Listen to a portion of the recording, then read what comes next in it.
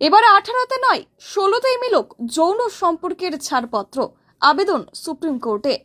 যৌন মিলনে সম্মতির বয়স 18 থেকে কমিয়ে 16 বছর করার জন্য সম্প্রতি কোর্টে আবেদন জানিয়েছেন সিনিয়র আইনজীবী ইন্দিরা জয়সিং। জয়সিং পক্সো আইনে 2012 এবং আইপিসির ধারা 375-এর অধীনে 16 থেকে 18 বছর বয়সী কিশোর কিশোরীদের মধ্যে সম্মতিমূলক যৌন কার্যকলাপকে অপরাধ হিসেবে গণ্য করার বিষয়টিকে চ্যালেঞ্জ করে লিখিত আবেদন জমা দিয়েছেন শীর্ষ আদালতে।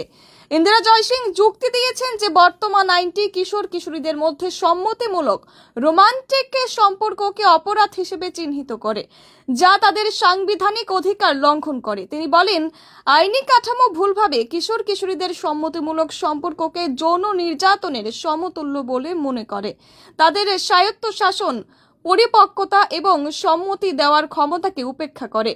জয়সিং আরও বলেন, সম্মতির বয়স 16 এর বদলে 18 করার কোনো যৌক্তিক কারণ নেই। তিনি জানান, 70 বছরেরও বেশি সময় ধরে এই বয়স 16 ছিল, যা 2013 সালে ফৌজদারি আইন অনুযায়ী বাড়ানো হয়।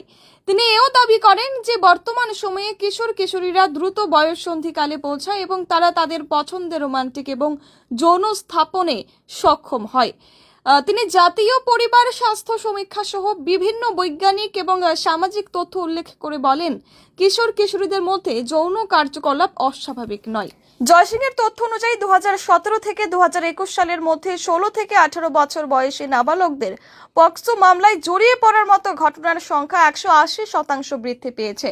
তিনি বলেন, বেশিরভাগ অভিযোগই অভিভাবকদের দ্বারা দায়ের করা হয়, প্রায়শই মেয়েটির ইচ্ছার বিরুদ্ধে, বিশেষ করে আন্তঃধর্মীয় সম্পর্কের ক্ষেত্রে। তিনি আরও বলেন, সম্প্রতিমূলক যৌনতাকে অপরাধ হিসেবে গণ্য করার বিষয়টি তরুণ যুগলদের লুকিয়ে থাকতে, বিয়ে করতে বা আইনি ঝামেলায় পড়তে বাধ্য করে, যা গঠনমূলক আলোচনা এবং শিক্ষাকে উৎসাহিত করে না। এই সমস্যা সমাধানের জন্য তিনি আইনে একটি ক্লোজ ইন এজ এক্সেপশন অন্তর্ভুক্ত করার অনুরোধ করেছেন। এর মাধ্যমে 16 থেকে 18 বছর বয়সী কিশোর কিশোরীদের মধ্যে সম্প্রতিমূলক যৌন কার্যকলাপকে পক্সো এবং আইপিসির অধীনে ফৌজদারি বিচার থেকে অব্যাহতি দেওয়া হবে।